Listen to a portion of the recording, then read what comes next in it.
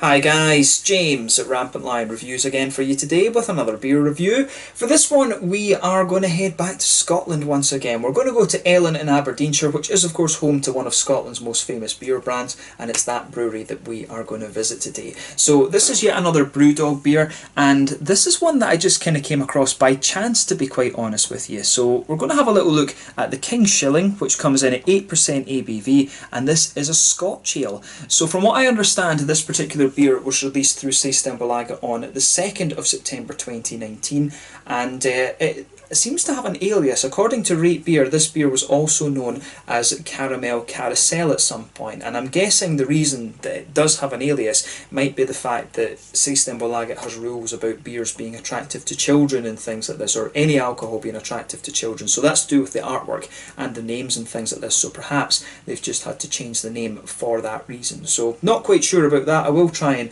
make sure that that's clear. I might even rename the beer review Caramel Carousel or whatever. But I'm really curious to see how this one turns out. One of the main reasons for that is that one of my favourite Brewdog beers was always Dogma, and they've done a few Scotch ales since then, but you know, there was Bourbon Baby, but it wasn't quite as good as Dogma, to be quite honest with you. So really cool, really interested to see what their new take on a Scotch ale is going to be, and hopefully it's another good beer, and I hope you guys enjoy my take on it as well. So anyway, as is usual with my reviews then, I'll tell you a little bit about the brewery before we taste the beer. If you want to get straight to the tasting, just fast forward. All the usual links are in the description below. That's the brewery website, the link to my other reviews that I've done from Brewdog before. No doubt there will be some more of these in the fairly near future. There's all the usual social media. If you want to see more beer reviews, do please consider subscribing to the channel. The whole channel, of course, has a geography-based tagging system, so you can go into the homepage and search for beer based on country, city, state, county, prefecture, whatever it is you're interested in. Do check out the playlists of beers from different countries. There is one there for all the Scottish beers that I've reviewed for you. That's being added to whenever I get the opportunity,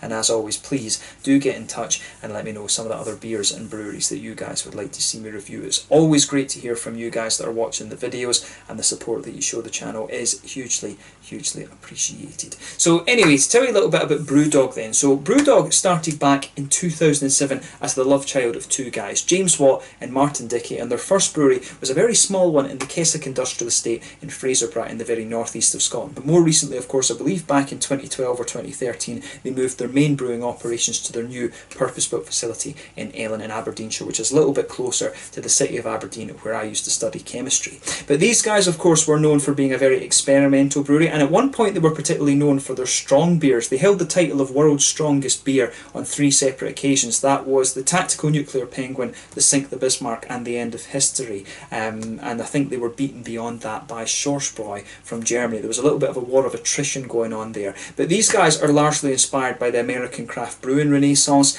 If you try the Punk IPA and the Stone IPA, you can kind of see the similarities there, and by all accounts Stone Brewing was one of the ones that really inspired Brewdog to kind of go for it. But these guys have got several pubs throughout the UK now. They began opening in Scotland in 2010, their first one next to Marshall College in Aberdeen. I was there on the opening night and spoke to James Watt, Martin Dickey, and the brewmaster at the time, Stuart Bowman, and that was kind of an interesting experience. But these guys are, at one point they were the largest independently owned craft brewery in Scotland, and they're still expanding, mainly due to their equity for Punk's shareholding program that they have. And this is where fans of the brewery can buy shares, and you know, it gives them a lifetime discount in the shops and the bars and things like this as well. And they've used this to fund new bars, new breweries, and all of this kind of thing. In recent times they've just been continuing to open more bars and also work on new breweries as well. They've got a second brewery in Columbus, Ohio at the moment. They opened up another brewery in Berlin in Germany as well when they took over Stone Brewing's facility,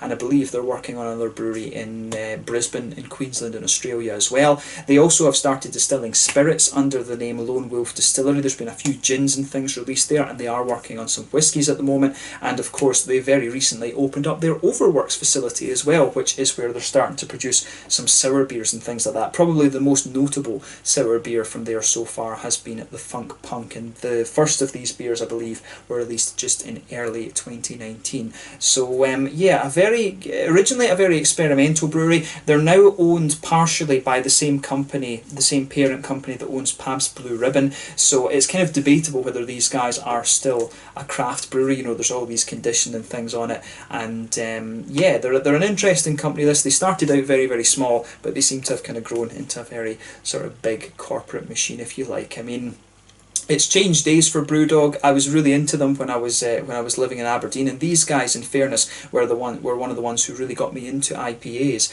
and things like that, because my whole love of beer started with the German craft beers. But you know, Brewdog have done some quite controversial things since then, like for example, not supporting local charities in Aberdeenshire, and you know, suing pubs for being called the same thing as their distillery and stuff like that. But I will always give them credit when they produce a nice beer. So hopefully this one is another nice beer, but I do hope that they can find their way again when it comes to how the company actually behaves. But yeah, that's all you really need to know from Brewdog at the moment. If you want to learn more, of course, you can check out the brewery website in the description below. You can follow them on Facebook and Instagram to keep up to date with all the latest goings on. All of their bars and things, incidentally, have their own Facebook pages and stuff like this. The bar that's furthest east is probably Tokyo. The one that's furthest west, I guess, would probably be the one in Sao Paulo in Brazil. They're expanding their operations in America and Australia as well, so there's a lot of things going on for Brewdog, so make sure you check out the kind of local Facebook and Instagram pages for them as well. If you're interested in all the different beers that they do, you can check out the brewery website too. Interestingly, they do have a list of all the different beers that they've done and home brewing recipes for you as well, which is kind of interesting, so I would recommend you check that out. So an interesting company, this one, but like I say, hopefully they can kind of sort out the way they're doing things a little bit. But yeah, check out all the links in the description below, but let's get on to the actual tasting of this beer itself then. So like I said to you, this one is an 8% Scotch ale. The King Shilling obviously refers to the old currency that used to be in Britain. The pound, of course, was the Scottish currency before it became the English currency. Not a lot of people kind of know that, to be honest. That was kind of a funny thing in 2014. But yeah, it's the shilling, of course, was the thing that was there before they decimalised the pound. But it says on the side here, the King Shilling, a majestic powerhouse of a wee heavy, toffee and salted caramel on the nose, then a massive sticky toasted malt character weighs in, with burnt sugar and subtly nutty, roasty, biscuity undertones, daftly balanced by soft, savoury, salty notes, complementing the sweetness. Decadence delivered at the King Shilling dark lineage. So yeah, as you can see, you know, the standard Brewdog artwork on this one, that is also on the bottle cap as well. One of the things that probably is another sort of subtle reference to this name as well is the fact that the Scottish beers were, you know, it was the shillings they were known as. So you started off with 30 or 40 shilling, I think it was mainly 40s you would get, and basically as you went up this shilling scale, 40, 50, 60, 70, 80, 90, you would be gradually increasing the malt content of the beer, thus you'd have more alcohol in it, and so you'd have to pay more tax on the beer, and that's where the name shilling came from. Most of the wee heavies, or Scotch ales as the Americans call them, tend to be like 80 or 90 shillings. I know that in America as well they do have the Scottish ales, which are the ones that are probably equivalent to like a 60 shilling or something like that. Robert the Bruce from Three Floyds in Munster in Indiana is a key example of that one. But for example, the Backwoods Bastard, if you like, or the Dirty Bastard from Founders is an example of the wee heavy Scotch ale, the 80 or 90 shilling. But yeah, let's get this guy out and we will get on with the tasting then. So this one is an 8% Scotch ale, and that means it will be like an 80 or a 90 shilling beer, this one. So yeah, kind of cool actually that. And in some ways, the Scotch ale is a style that I think needs a little bit more promotion, to be honest, and with Brewdog being the best known Scottish craft brewery, if you like, it's probably quite good that these guys are doing this. We'll give them credit for that. So yeah, just be careful with this because it might go a little bit crazy, but there we are. So yeah, as you can see with this beer, and as you would kind of expect from a Scotch ale, it's poured quite a nice dark colour. One of the things I would say about these beers is that they can vary a little bit in their colourings. I mean, if I hold this one up, this is probably one of the darker Scotch ales that I've come across, in honesty. I mean, I would say it's a very dark, sort of rosewoody colour. It's not far off the same colour as the glass of the bottle here, but you can see there's a solid finger of a frothy, I would say very slightly tan head on this one actually. The head if you look at it, is almost kind of coffee coloured, but one or two big bubbles sticking towards the side of the glass and a few little ones just heading up towards the bottom of the head there. And you can see that the head is gradually just getting smaller and smaller in this one. But I would say one of the darker Scotch ales I've come across, if I put light through it, there's really not even like a Coca-Cola coloured edge to this one. A very, very dark sort of ebony rosewood kind of colour, this beer. So yeah, one of the darker Scotch ales I've come across throughout these 1800 or so beer videos that I've done on the channel. So yeah, not overly surprising, but just a little bit different from what I'm used to. So let's take a closer look at the aroma then and just see how we get on with this one.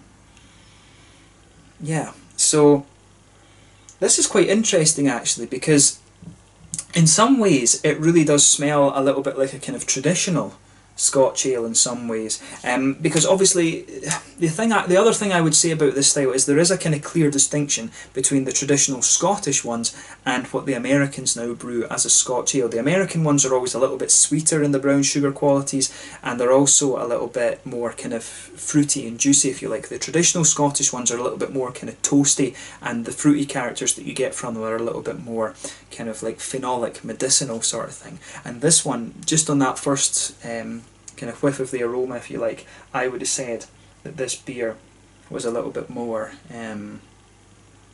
I would have said it's a little bit more kind of traditional, to be honest with you.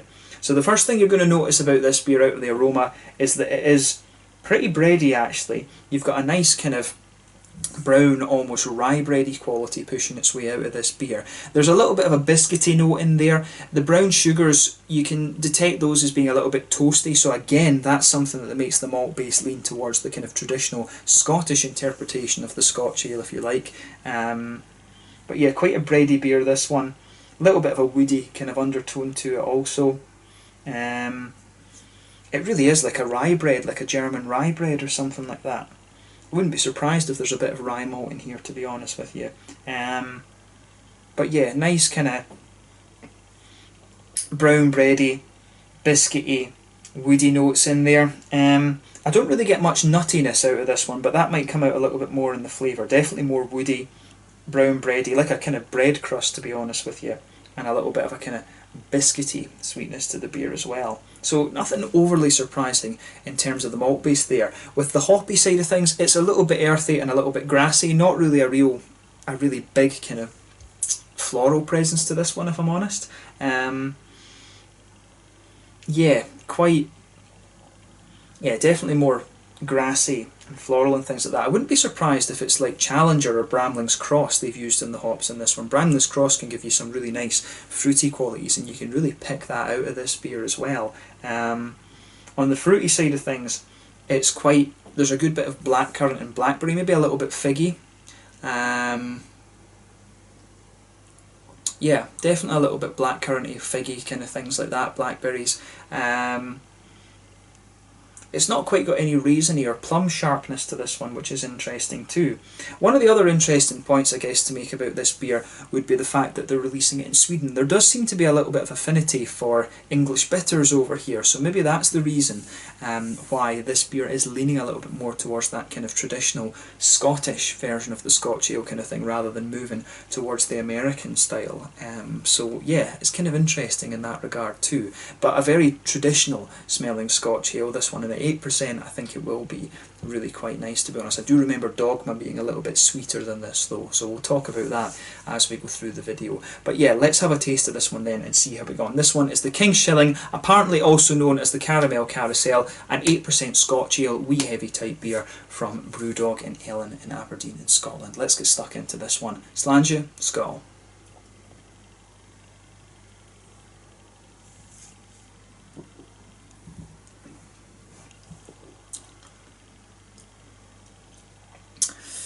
Yeah, that's pretty good, I have to say. So, one of the things I guess we should say overall about Brewdog is that the quality of their more malty beers, the imperial stouts, the porters and things like that, it's always stayed the same, whereas I feel the IPAs have dropped off a little bit in recent years. For example, Hardcore IPA was always one of my favourite beers. That's now, you can get something similar to that by the name of Mr. President through Tesco's and things. But the stout beers and things, and the more malty things, have always remained a fairly good quality, to be honest with you. And this beer really kind of fits into that and proves that statement to be true a little bit in my mind.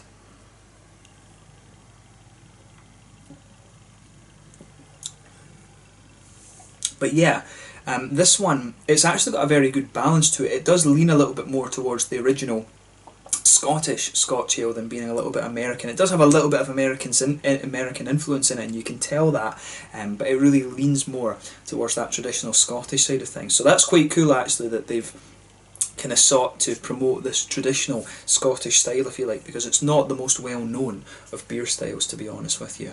So yeah, let's try and break this flavour down a little bit then. So in the middle of your palate you can feel that nice bready quality there. That blankets the middle of the tongue. The further you go into the aftertaste, you can feel that this beer has a little bit of a kind of roasty quality to it, and I wouldn't be surprised if there's a bit of like carafa or something like that in here. It definitely has a bit of that German smoothness to it in the malt base. It's not black malt in here because it's not dry enough to be simply black malt, but there is definitely a little bit of like carafa or something like that in here, that's just giving it a little bit of that kind of a dry, roasty quality in the malt base.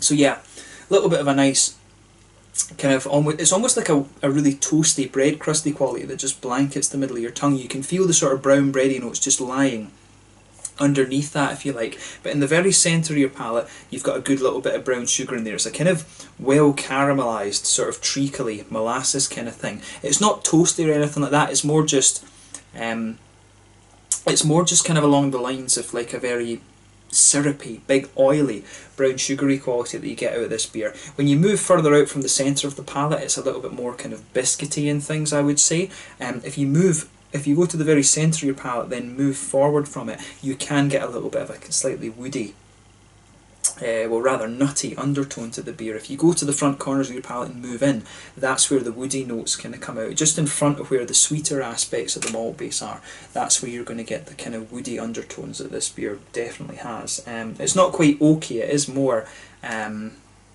it's almost like a little bit of a kind of spicy woody quality that this beer has, to be honest.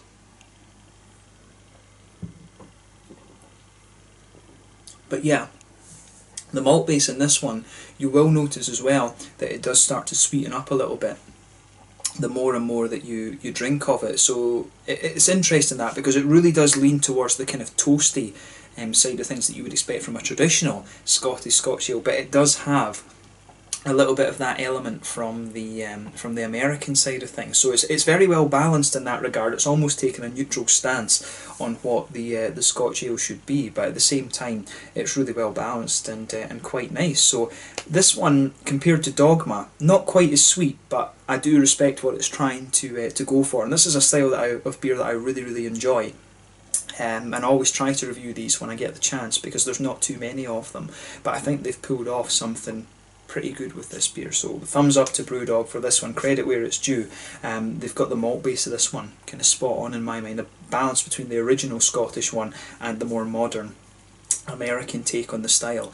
On the hoppy side of things then, back corners of the palate, you do have a little bit of earthiness there. You can feel as you come further forward, it just evolves to be a little bit slightly herbal. That makes me wonder if there is English hops in there, which might suggest again Bramling's Cross. But as you come further forward, you can feel that herbal quality just spreading forward a little bit. You do get a little bit of floral aromaticity on the front corners of the palate, then round the very front curve of the tongue, pardon me, it's just a little bit lighter and grassy. And then when you go behind the front curve of the palate, that's where you get that nice oily bubble where those juicy, fruity esters start to push their way out of the beer.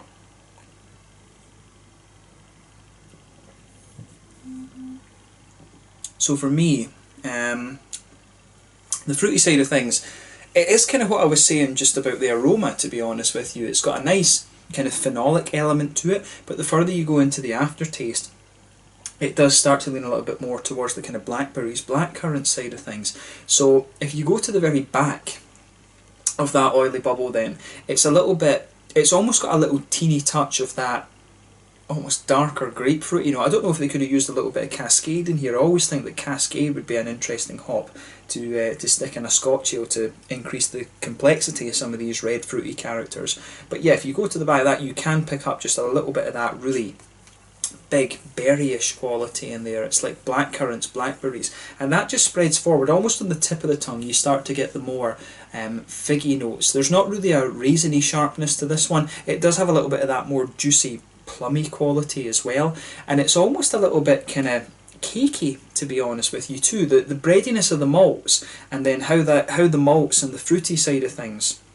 interact, it does give you almost the impression of a little bit of cakiness with this beer. So it's almost a little bit like Christmas pudding in some ways, actually, when I think about it.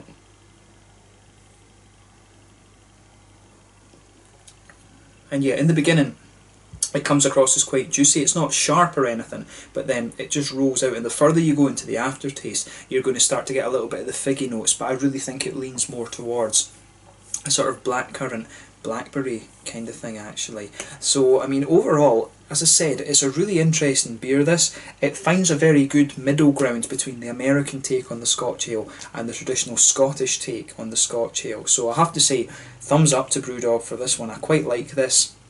And I mean, if I compare it to the other Scotch ales that I've had recently, the one from Drygate, the one from Cross Borders, and also Old Parochial from Tempest was another good one as well. You know, it wouldn't be out of place against those. It's a little bit darker, I think, than some of the other ones, and I suspect it's a little bit of the Carafa malt in there. It does have a little bit of dryness to the malt base, which is nice, but the dryness is very smooth, and that's the kind of quirky thing about this beer. The smoothness of the dry quality in there, which I suspect is due to Weirmann Carafa or something like this, the types of malt in there, that's the thing that's quite quirky about this one. But the main thing to take away is that flavour wise it's a very nice beer. In terms of the mouthfeel then, I would say yeah,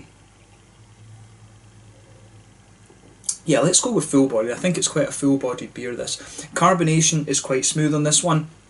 It's got a good little bit of oily character to it, but at the same time it has that little bit of wetness. As I've always talked about in Scottish beer reviews, we've got very good water, and I just think it makes the beers feel a little bit cleaner and lighter than they might actually be, to be honest, compared to some other places. So this beer comes across, it's quite a light, clean Scotch ale at the same time, but it has that big kind of sticky malt base that you would expect. The malt base, as I mentioned, is very well balanced between the kind of slightly that toasty bread crusty quality that has almost like a well-fired hedgehog. You can feel there is a bit of dryness to the malt base, but it's got a bit of smoothness, and it's the dryness and the smoothness that are really balancing this one, but you get a little bit of the sweetness in there too. It's a little touch boozy, to be honest. That's probably where the brown sugars are coming out as well, so mainly dry and smooth, but a little bit of sweetness in there. Good little bit of hoppy bitterness. I think we're only talking about 25 IBUs, maybe 30 at a push with this beer, and you've also got some really nice fruity juicy qualities in there as well. So overall, a really interesting beer, this one. It finds a very good middle ground between the Scottish take and the American take on the old 80-90 shilling wee heavy type beer. And I wouldn't hesitate to drink this again, but it's definitely a treat beer rather than a regular beer, if you like. This is one that you have every so often to just enjoy. But one of the cool things, of course, is that Brewdog are promoting the traditional Scottish, one of the traditional Scottish beer style, if you like. So kudos to them for that. And I think with this one, they have produced quite a nice beer. So yeah, let's leave it at that for this one. This one's the King Shilling, apparently also known as the Carousel, a Scotch ale at 8% ABV from Brewdog in Ellon in Aberdeenshire in Scotland. So let's leave it at that for this one. Once again, thank you for watching my beer reviews. Until the next time, please like, subscribe, share, all the usual YouTube stuff. Let me know your own thoughts on this beer in the comments section below. Let me know what your favourite beers are from Brewdog as well, and do let me know what some other Scotch ales that you would like to see me review. I like reviewing this beer style from different places in the world. I've tried a lot of random ones, so do keep those recommendations coming. But until the next time, Slàinte just now, and I'll catch you guys very soon. The King Shilling, an 8% Scotch ale from Brewdog in Ellon in Aberdeenshire in Scotland. Slàinte, skål, cheers.